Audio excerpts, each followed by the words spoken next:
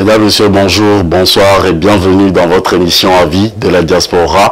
Merci de votre fidélité sans cesse renouvelée à votre chaîne préférée, Afro Web TV, sur laquelle vous nous suivez nécessairement sur votre chaîne YouTube Afro Web TV. Si vous êtes en direct sur le www.afrowebtv.com/live, nous vous disons infiniment merci. Le Togo est à une phase critique donc de son histoire par rapport à la nouvelle constitution. Nous en parlerons avec nos invités de ce jour que j'aurai l'honneur de présenter tout au long donc de cette émission. Et aussi donc je veux tout simplement demander à chacun des uns des autres de partager cette émission qui fera du bien en termes d'information. Et avec nos invités de ce jour, nous donnerons 2 minutes 30 sur chaque question qu'on leur posera au cours de l'émission. Vous aussi, vous pouvez participer en composant le +1 319 462 89 119, numéro affiché à votre écran. Et aussi, vous aurez juste 2 minutes pour poser votre question ou intervenir au cours de cette émission. Vous nous suivez également sur nos différentes chaînes. Merci infiniment à tous et à chacun de vous d'être avec nous. Moïse Agbeyegan, c'est moi, c'est mon nom. Je m'honore également donc de votre présence en ligne et de tous les confrères qui suivront cette émission en direct. Et merci à nos invités qui nous honorent de la présence aujourd'hui pour cette émission. Pour commencer la présentation aujourd'hui, nous avons le privilège de recevoir l'économiste, analyste politique, leader panafricain, coordinateur du projet panafricain Pyramide du mouvement pour un Togo et de la diaspora togolaise, monsieur Nyamasadi Hello Lawson Refume Laté. Bonjour, on reçoit depuis le Canada. Comment allez-vous? Très très bien, Moïse, merci pour cette invitation. C'est toujours un plaisir pour moi de partager votre plateau. Je voudrais saluer tous les téléspectateurs, tous les panafricains qui sont branchés à votre émission, saluer le peuple togolais qui, dans toute sa globalité, est mobilisé contre le coup d'État constitutionnel qu'a perpétré l'Assemblée nationale où la plupart des députés ont été nommés. Je voudrais donc saluer le courage de ce peuple qui est vent debout aujourd'hui contre cet énième tripatouillage constitutionnel. Je salue tous les panafricains, tous ceux qui de près ou de loin s'intéressent à notre émission, et merci pour vos techniciens aussi qui, par la magie de l'ubérisation, nous permettent d'être branchés à cette émission. Je voudrais donc saluer tous ces panafricains, tous ces Togolais, tous ces Togolaises qui sont branchés de par le monde à votre émission. Merci pour l'invitation. Je fais également un coucou à Dr. Kate pour avoir bien voulu accepter d'échanger avec nous, de débattre sur ce sujet qui nous paraît absolument important, très pertinent, et d'ailleurs qui aujourd'hui consacre le cours de l'actualité en termes de remobilisation du peuple togolais pour enfin se libérer de ce régime de dictature qui a plongé le Togo dans une forme de prison à ciel ouvert depuis plus de 60 ans. Monsieur Thierry Lawson Nyamasadi Refume Laté, merci à vous. En duplex avec vous aux États-Unis, Dr Albert Kate, vous êtes leader d'opinion. Bonjour et bienvenue dans notre émission Avis de la diaspora. Bonjour Moïse, merci, très honoré d'avoir Monsieur Tchehelou pour la discussion d'aujourd'hui. Bonjour aux auditeurs et au peuple togolais qui, en ces moments difficiles, a besoin de la perspicacité de sa jeunesse, de sa diaspora, pour pouvoir transcender les clivages politiques qui sèment un peu la confusion dans notre société. Je pense que le moment est très bien choisi, surtout en ces temps-ci où l'actualité démontre qu'il y a un débat qui demande aussi l'apport et la contribution de chacun d'entre nous. Bonjour à tout le monde.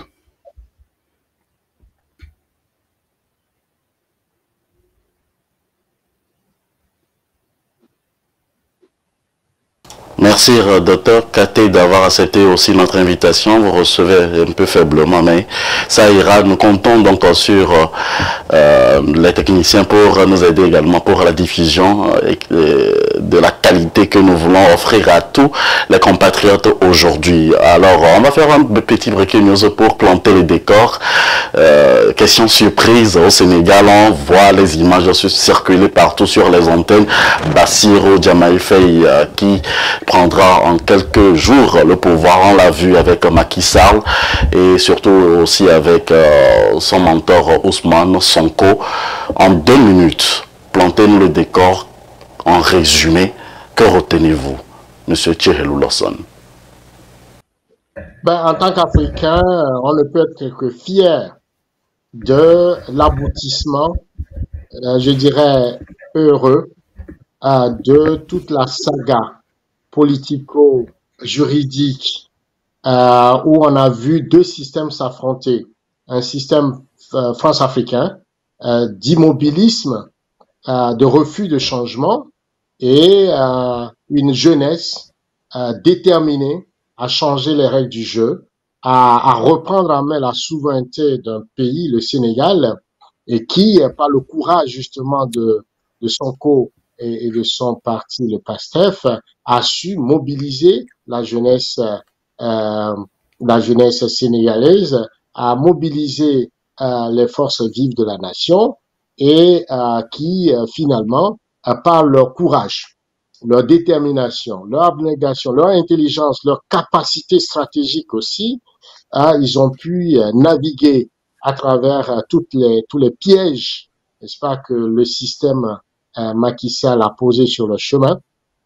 Et la démocratie sénégalaise, cette démocratie, je dirais, qui a marqué l'histoire depuis l'indépendance, il y a l'alternance politique s'est opérée dans ce pays, il n'y a eu jamais de coup d'État, les institutions démocratiques fonctionnent, la cour constitutionnelle a dit le droit, malgré les menaces, malgré la pression. Là où ça tanguait, la démocratie, le bateau, n'est-ce pas, sénégalais démocratique tanguait, la Cour constitutionnelle a su garder le nord en respectant les principes et le droit, et la population sénégalaise a exprimé sa volonté, n'est-ce pas, et enfin, le candidat de la rupture, le candidat du changement, de la nouvelle génération est porté, n'est-ce pas, au pouvoir. Ça ne peut être qu'une fierté, n'est-ce pas, pour l'Afrique, une fierté pour le monde entier. Ceux qui estiment que la démocratie ne marche pas en Afrique ont en tout cas un exemple assez objectif, assez palpant, un exemple à pouvoir intégrer dans leurs analyses pour comprendre que oui, la démocratie fonctionne en Afrique. Il faut tout simplement laisser les institutions fonctionner.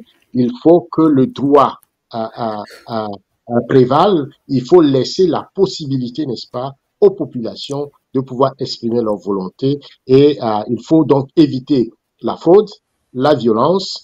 Il faut éviter la pression de l'Occident, n'est-ce pas, qui choisit les candidats qui cherche à choisir les candidats ou qui impose des candidats pour les pays africains. Il faut laisser s'exprimer cette volonté, cette jeunesse africaine qui n'a pas connu la colonisation, qui n'a pas connu, tu vois, qui n'est pas le fruit justement de ce système néocolonial imposé aux Africains, cette jeunesse intellectuelle qui est formée, qui a des idées, qui est intelligente, qui veut changer les choses pour le bien-être des populations. Alors cette voix a été entendue, c'est la voix du pasteur, c'est la voix de Sonko, c'est la voix du président Faye, et je pense aujourd'hui qu'on ne peut que féliciter cela.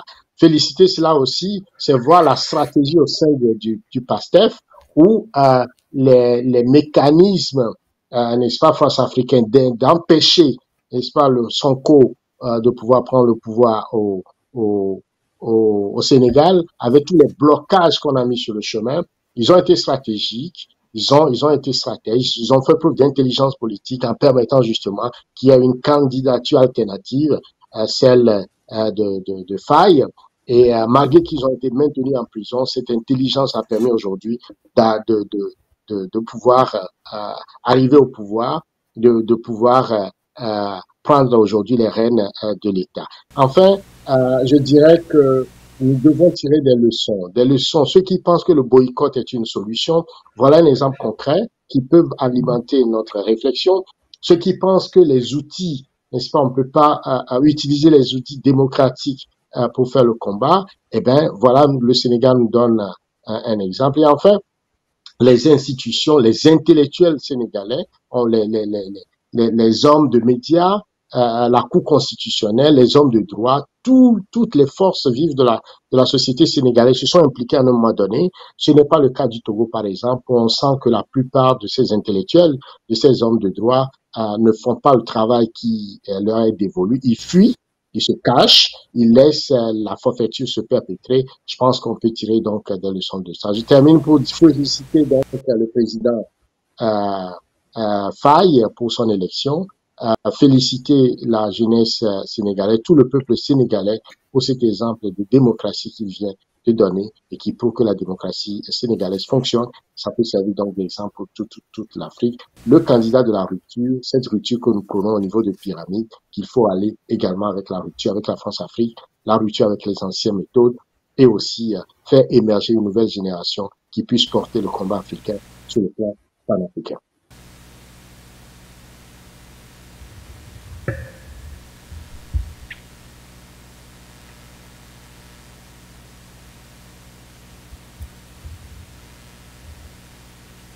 Ah, je pense que Moïse, on ne te reçoit pas. Hein.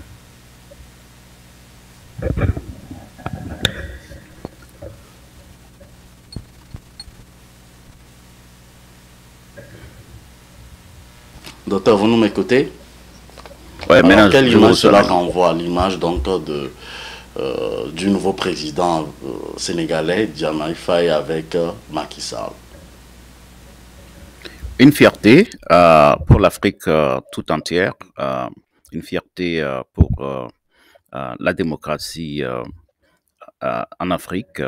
Et il faut surtout souligner que les Sénégalais sont en train de savourer les retombées d'un travail qui a été fait sous le président Abdou Diouf, que certains qualifiaient hier de dictateur, autant que certains de nos présidents, mais que aujourd'hui, cette élection au Sénégal montre que tout commence par le courage de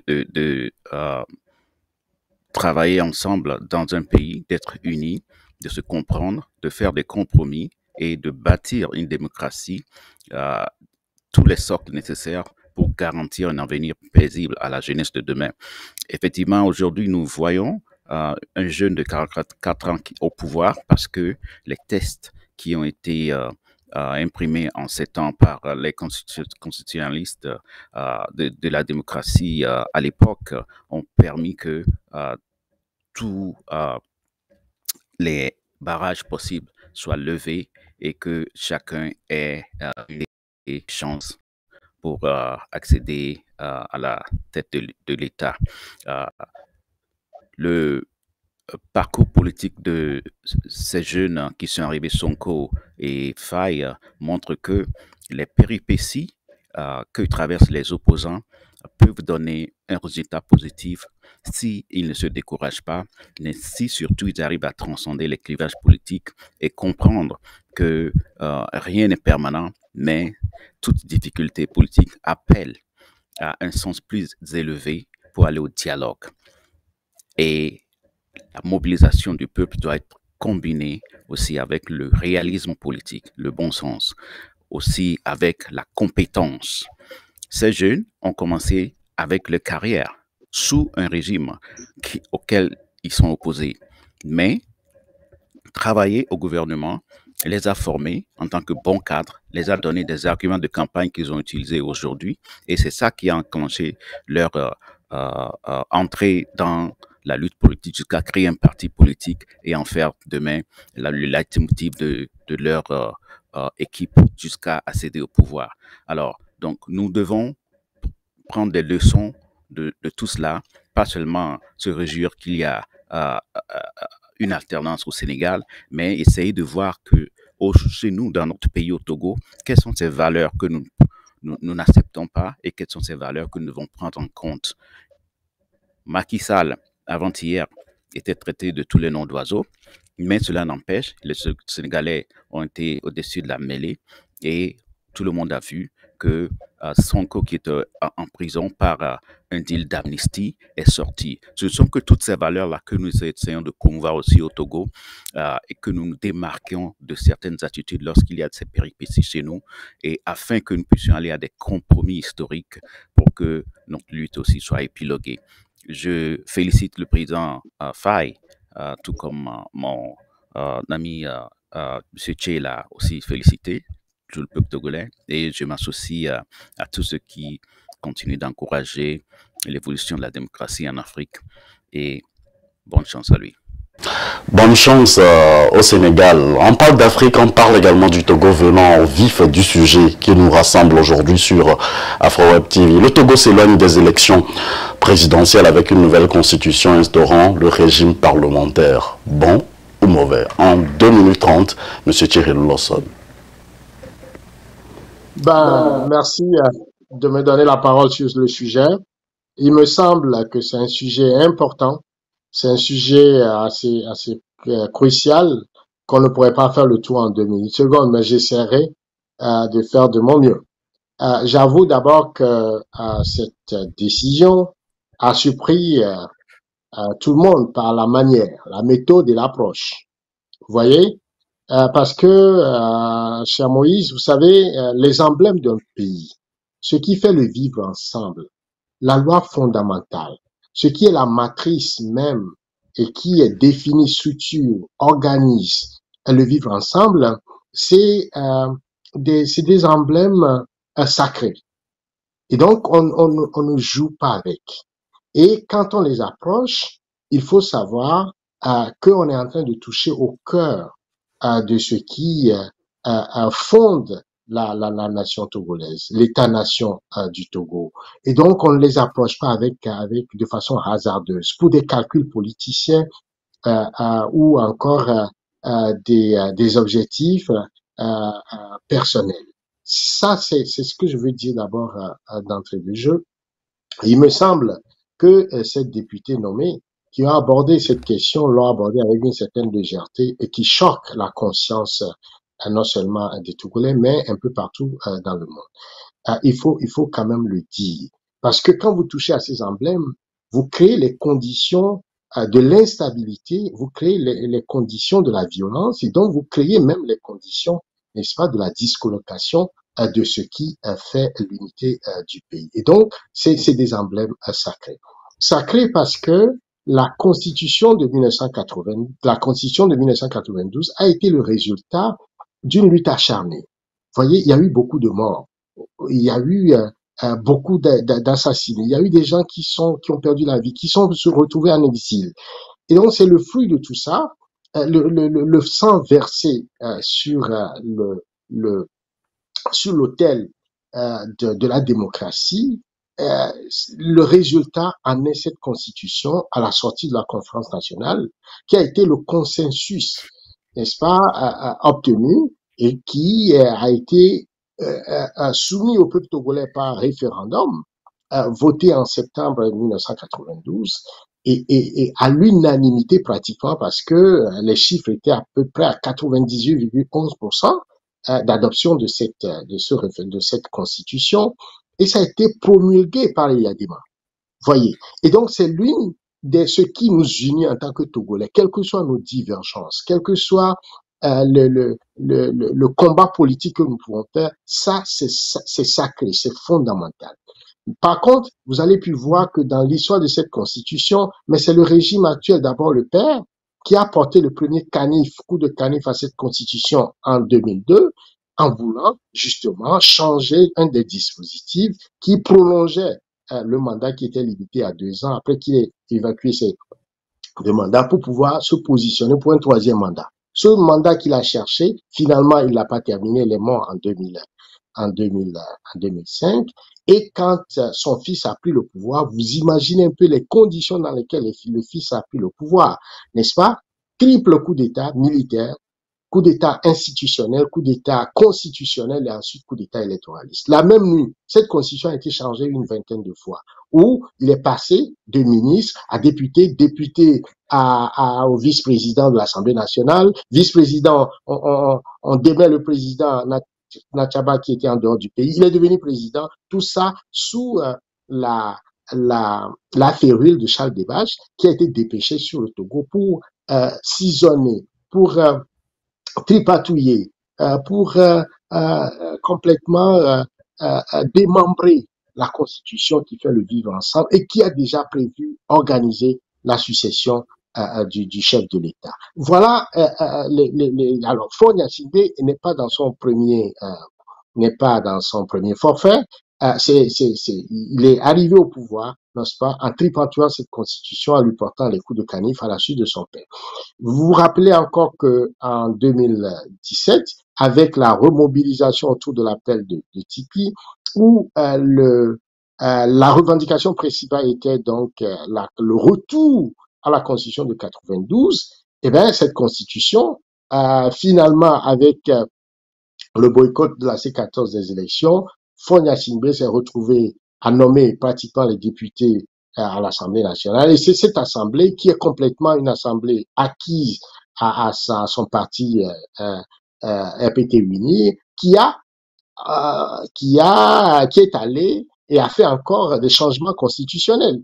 Et on ne peut pas comprendre que vous faites un changement constitutionnel en 2019 et quelques années plus tard, 4 ans plus tard, vous revenez encore sur cette constitution et vous voulez complètement le changer. Donc voilà un peu en termes historiques, le rappel historique de comment cette constitution qui est fondamentale, qui a été obtenue par référendum par l'ensemble du peuple togolais, 90 députés ne peuvent pas se retrouver sur instigation de 19 députés qui introduit un changement constitutionnel et qui puisse se permettre de changer de république sans revenir fondamentalement au peuple.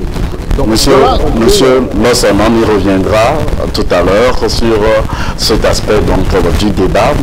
Docteur Albert Katé, bon ou mauvais par rapport à la première question que je viens de poser à monsieur Lawson?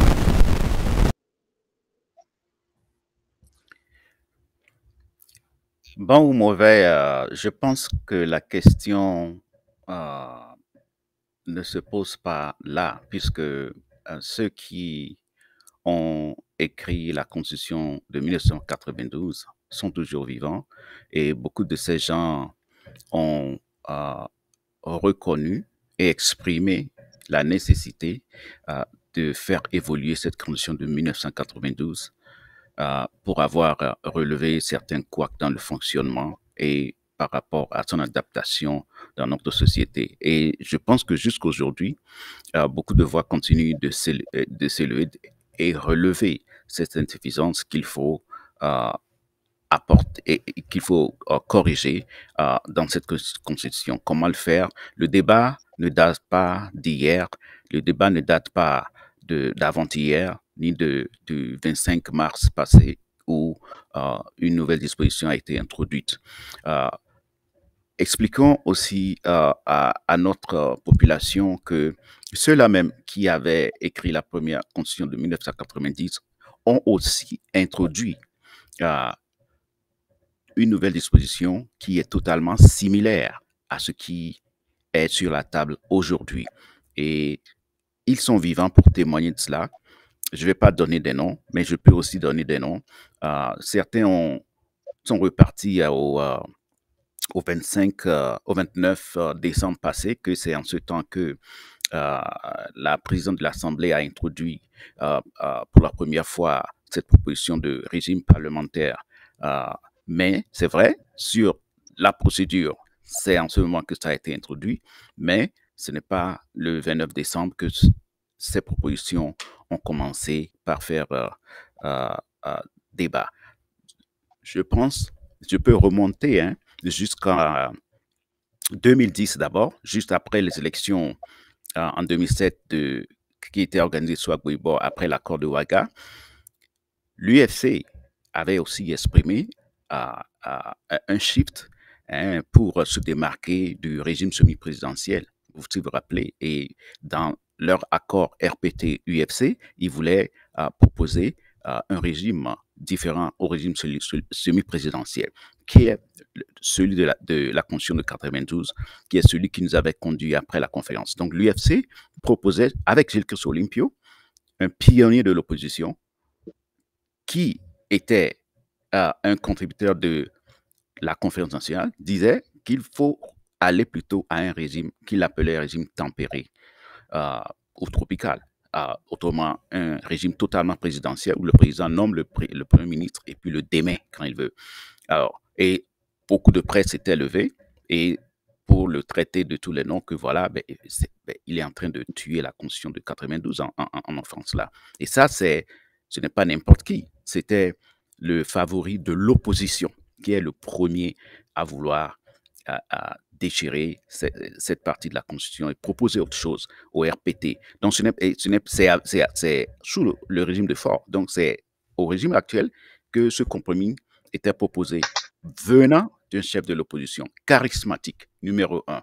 Et dans son groupe, tout le monde connaît ceux qui sont membres de son groupe, de son parti, UFC d'alors, et ils sont vivants. Qui l'aurait cru? Combien de ces gens on retrouve aujourd'hui dans la contestation encore? Vous voyez? Donc, il y a un peu un manque de sincérité. Alors, en 2013, il y avait une proposition qui est sortie encore de la bouche d'un grand de l'opposition de 1992. Ici, je peux donner un nom. Par exemple, il y avait le docteur Iou, pour l'histoire, pour ceux qui se rappellent, avait fait une série de propositions en 2013. Et il est même allé loin à demander s'il faut faire un référendum. Il a même proposé les questions de ce référendum. Voulez-vous un autre régime? Et il propose des options présidentielles, semi-présidentielles, parlementaires, tout ça pour qu'on en vote au référendum. Ça, c'est en 2013. Donc, juste après ça, Dr. Iou, si vous le connaissez, c'est l'un des grands de la catégorie de Kofigo, d'Aboibo, de Ninevi, les costauds de la conférence nationale de 92. Respecté, grand contributeur. Alors, donc, après cela, en 2013, en 2014, nous avions aussi fait une discussion à Togo Télécom, si vous vous rappelez, il y a eu une discussion en 2014 entre les groupes parlementaires de l'opposition et les représentants du pouvoir à Togo Télécom. Et dans leur huis clos, le premier point de discussion sur l'agenda était le choix du régime. Et dans cette liste des participants à l'époque, vous allez retrouver les membres de l'ANC, représentés à l'époque par M. Patrick Lasson, feu Patrick Lasson qui est décédé, paix à son âme, avec Delaba Kodjo. Les membres de Arc-en-Ciel, représentés à l'époque par Maître Doji Apevon et Madame Kafi Adjamagbo. Et les membres du RPT, de l'UNIR plutôt, représentés par M.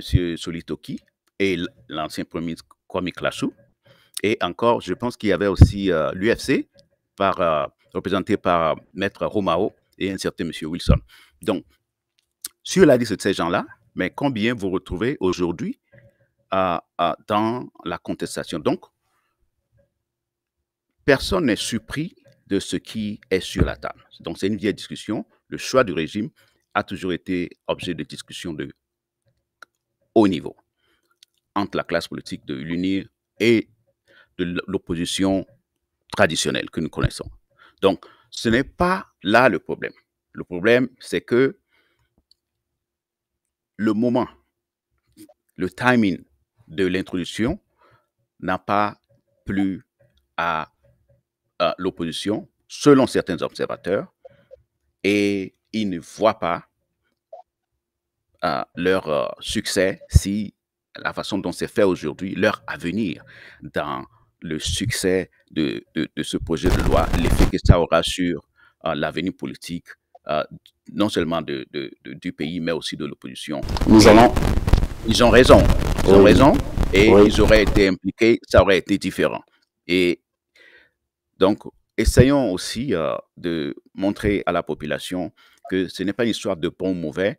Je vais citer par exemple le professeur Zeus Ajavon qui a dit que lui, il a fait une proposition similaire aussi, qu'en principe, le texte n'est pas mauvais. Donc, je m'arrête là. Merci. Merci. J'ai plusieurs questions à vous poser aujourd'hui. Je vous prierai d'être vraiment succinct, précis, concis et bref sur toutes les questions que nous aurons à vous poser, puisque nous ouvrirons également les antennes tout à l'heure aux téléspectateurs, amis internautes qui nous suivent, de vous poser des questions, d'avoir des éclaircies, sinon de réagir pendant 2 minutes aussi. Alors, à une autre étape donc de cette discussion, une autre question, c'est par rapport au gouvernement qui fait marche arrière et demande une deuxième lecture sur instruction du chef de l'État. Allons-nous vers un projet de loi mort-né ou on recule pour mieux sauter? Monsieur Alphonse Tchihelou Lawson Yamassadi. Il me semble que cette démarche est complètement viciée. C'est une démarche inappropriée. Et le peuple togolais est vent debout contre cette volonté de tripatouillage constitutionnel. Il me semble que au-delà même de ce projet de loi, il faudrait que le peuple togolais montre la porte à ceux qui sont responsables de ce crime imprescriptible, n'est-ce pas, contre l'emblème sacré de notre vivre ensemble, qui est la Constitution que le peuple s'est donnée de façon unanime en 1992. J'ai évoqué tout à l'heure l'historique de tripatouillage, de braquage, de forfaiture de la Constitution togolaise, qui ne date pas d'aujourd'hui. Le régime RPT est habitué au fait. J'ai évoqué le braquage, le tripatouillage de Feu Gnassingbé et Yadema en 2002. J'ai évoqué le cas de son fils en 2005 qui a également porté des coups de canif et a tripatouillé la Constitution en violation, n'est-ce pas, des principes fondamentaux de la Constitution togolaise du vivre ensemble. Et on a vu également cette tentative du 25 mars qui s'inscrit dans un cadre, je dirais, complètement illégal. Et on se pose alors la question sur la finalité, justement, de ce braquage, de ce tripatouillage, parce que le geste aussi a une finalité. Alors, c'est quoi le cadre juridique de la chose? D'abord, il faut faire remarquer qu'une constitution, en soi, n'est pas un texte figé, n'est-ce pas, dans le temps et dans l'espace. La constitution peut évoluer. Mais la Constitution, toute Constitution prévoit les mécanismes qui permettent de faire évoluer le texte, ou du moins de pouvoir faire des amendements. Donc il y a le cadre législatif dans lequel on peut faire évoluer une Constitution. Maintenant, bâcler cela pose problème. Donc le débat n'est pas s'il est possible de faire évoluer la Constitution togolaise, le débat n'est pas là. Le débat est la méthode, la méthodologie, l'approche qui choque la conscience. Comment des gens qui peuvent se dire députés, représentants du peuple, se permettent de ne pas respecter ce peuple-là et de pouvoir violer les textes qu'eux-mêmes se sont donnés. C'est ça toute la question. Donc on a l'impression que nous avons des braqueurs, des violeurs, des gens qui sont sans foi ni loi et qui se permettent justement de faire du brigandage quelque part en catimini, en pleine nuit. Ils se permettent justement de s'attaquer à la loi fondamentale, de changer de régime sans qu'ils aient la décence, non seulement de respecter les textes, mais aussi de pouvoir respecter le peuple togolais en soumettant cette grande question au référendum. Là, il faut rappeler que la Constitution de 92 a été adoptée par référendum. Donc, on ne peut pas changer de régime comme ça en se permettant de faire cette forfaiture. Alors, sur le plan législatif, que dit l'article 144 de la Constitution en vigueur actuelle? L'article 144 est clair. Elle dit que on ne peut pas aborder à faire un changement constitutionnel, à faire un changement constitutionnel, surtout en période de vacances ou de dissolution. Vous voyez? Et dans le cas d'espèce, le mandat de fait de cette Assemblée nationale, Mouton, qui a été nommé par Fonia Singbe en 2019, eh ben, leur mandat est arrivé à expiration le 31 décembre 2023. Ils sont même si un article qui dit, ben, ils restent en fonction jusqu'à ce que la nouvelle Assemblée arrive, ils sont en train d'évacuer, n'est-ce pas, les affaires courantes. Donc, il ne peut pas se donner le droit à cette période-là de pouvoir aller fondamentalement s'attaquer justement à la Constitution et jusqu'à proposer un changement de régime. Donc, le tempo n'y est pas, c'est tout à fait illégal. L'autre élément, dans le propre test, dans leur propre Constitution qu'ils ont tribatué en 2019, mais c'est dit qu'à l'article 59 que on ne peut pas changer. Le mandat présidentiel est un mandat de 5 ans renouvelable une fois. Si on doit changer ce dispositif, ça doit passer par le référendum. C'est dit clairement dans le texte. Ça veut dire que quand vous voulez changer toute la Constitution, vous changez aussi ce dispositif, n'est-ce pas, du mandat présidentiel. Et donc, la question référendaire s'impose de façon in extenso. Vous voyez, et vous ne pouvez pas le faire en catimini entre 90 députés et en pleine nuit. Et voilà, les Togolais se réveillent, ils ont appris, voilà, ils ont changé de régime, ils sont devenus régime parlementaire. Alors, donc, c'est très, très grave, ce forfaiture. Il faut rappeler que la Constitution est claire là-dessus, hein. C'est un crime imprescriptible qui ne peut pas être absous. Et ces personnes vont répondre un jour de l'autre devant l'histoire et devant le peuple togolais, devant les juridictions du peuple togolais, et qui ne pensent pas qu'ils peuvent faire ce brigandage et s'en tirer facilement. C'est très, très important parce que les hommes passent, mais le pays reste. Les institutions restent et la mémoire collective est là pour s'en souvenir de ce brigandage qu'ils ont fait. Eh bien, ils le font pourquoi? Ben, c'est ça aussi la finalité qu'il faut se poser.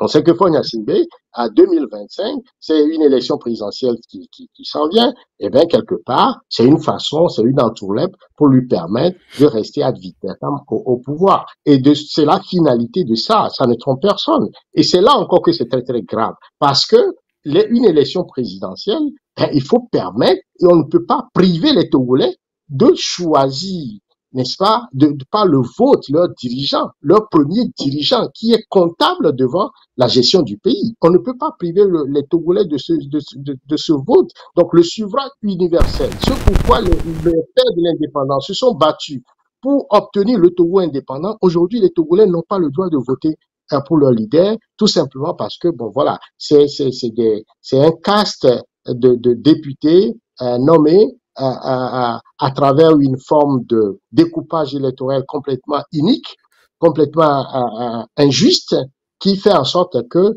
ben, par exemple, à Kara, 40 000 personnes peuvent élire un député, alors qu'à Lomé, où la population est plus de 3 millions, eh ben, il faut 100 000 à 120 000 à 150 000 pour élire un député. Donc, cet apartheid électoral permet déjà, préfigure justement de cette assemblée qui va être toujours sous le contrôle d'un seul parti qui gouverne le pays depuis plus de 60 ans.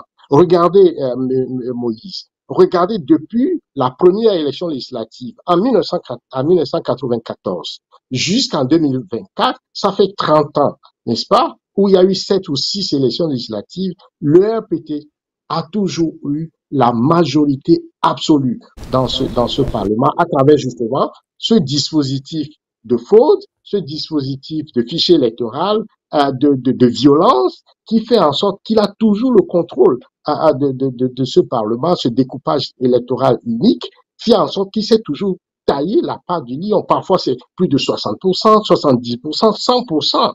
La seule fois que l'opposition a pu obtenir la majorité, c'est en 94, mais il faut considérer le contexte où d'abord on a permis à Yadema de pouvoir prendre la présidence puisque l'opposition s'est retirée en 93. Et donc, la pression internationale, la mobilisation des Togolais qui étaient vent debout, il y a eu plusieurs morts, faisait en sorte que Yadima a lâché un peu de l'Est et a permis que les élections puissent avoir lieu. Et c'est ce qui a permis au cas et à l'UTD d'avoir la majorité. Mais qu'est-ce qui s'est passé quelques mois plus tard? Un député a été tué, l'autre a été corrompu, des pressions ont été faites jusqu'à ce que le RPT a renversé, n'est-ce pas, la majorité parlementaire et qui a fait en sorte qu'il a abouti au boycott de 97. Voilà, donc sur 30 ans, le RPT a gardé la main sur un parlement et on nous dit aujourd'hui que c'est ce parlement-là qui, sans débat, va choisir le président de la République et c'est ce parlement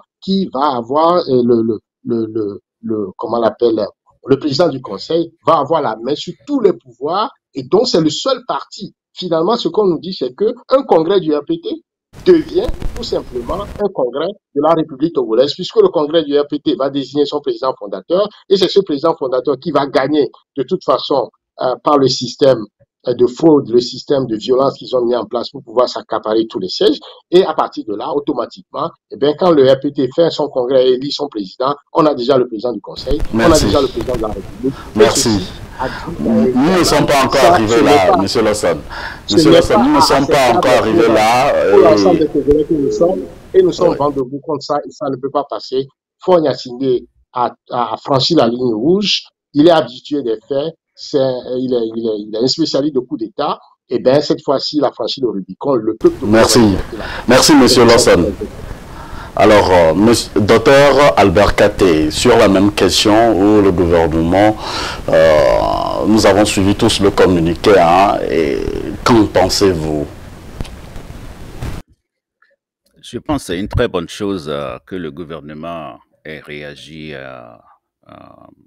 rapidement, puisque le projet de loi a été transmis, je pense, il y a 2 jours, ou bien, c'est ça? Et leur réaction, effectivement, a fait suite à la sortie des évêques et à la sortie de plusieurs acteurs politiques, tout comme la société civile et des citoyens togolais qui se sont exprimés pour demander qu'on discute et qu'on revoie un peu ce qui est en train de faire polémique. Donc, personnellement, disons toujours merci au chef de l'État pour avoir prêté ses oreilles attentives à la population, parce qu'une chose est de se plaindre et une autre est de se faire entendre. Donc, le fait qu'il ait réagi et rapidement, c'est une très bonne chose. Ça temporise les cœurs. Maintenant, n'essayons pas aussi de créer la confusion dans cette réaction.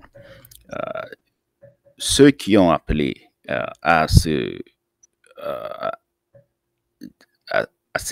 arrêt de la procédure en attendant ou à cette révision de la procédure ont aussi insisté sur une chose qui est un dialogue inclusif.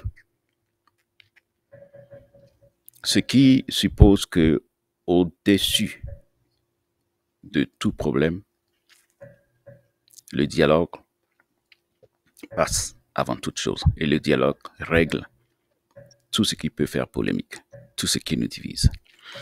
Et en réalité, les voix qui se sont élevées pour ce dialogue, vous les avez entendues. La France, par exemple, qui a dit qu'elle suit de près la situation, a aussi appelé à un dialogue inclusif. Beaucoup d'acteurs de la diaspora ont appelé aussi à un dialogue et continuent de le faire. Alors, pourquoi cela? Parce qu'avant même de tomber dans ce problème-là, dans cette histoire de régime parlementaire, de proposition de loi qui est introduite, même les acteurs politiques se plaignent parce qu'ils n'ont pas été consultés, ils n'ont pas été impliqués. Si dialogue il y avait entre les acteurs, on n'en serait pas là. Les Togolais ne se parlent pas. Et c'est depuis l'ancien dialogue de 2018 qu'on a eu, je pense en août, lorsque la CEDEAO était là, je l'avais dit dans votre émission aujourd'hui, on a appelé les acteurs de l'opposition, de la C14 à l'époque, d'aller parler avec ceux du pouvoir. Et ça concernait quoi? Les réformes politiques, constitutionnelles aussi. Mais ils ont refusé de se parler, c'était devant les caméras. Mais à la suite, il y a eu des élections, c'est cette assemblée qui est installée, qui évolue dans ce sens. Alors, si vous ne parlez pas avec les gens, il y a des conséquences et nous continuons de vivre les conséquences de cet isolement du pouvoir. Ce n'est pas quand il y a des actions qui ne plaisent pas qu'il faut voir la valeur de ce dialogue. C'est qu'avant le problème même, nous avons fait des faux fuyants, oubliant que demain, il y aura problème. Donc, c'est de ça qu'il s'agit. Toutes les conséquences qui sortent de cette façon de vivre entre la classe politique togolaise affectent la population. Donc, M. Tché a parlé des primades lors des élections, des gens tués, du découpage électoral qui n'est pas satisfaisant parce qu'il y a d'autres députés, un certain nombre d'électeurs qui choisissent des députés dans les régions septentrionales, ce qui n'est pas comparable, similaire à ceux qui choisissent le nombre de députés, le nombre de votants qui choisissent un député dans la région du Sud. Mais en réalité, c'est vrai, tout ça ne date pas d'aujourd'hui.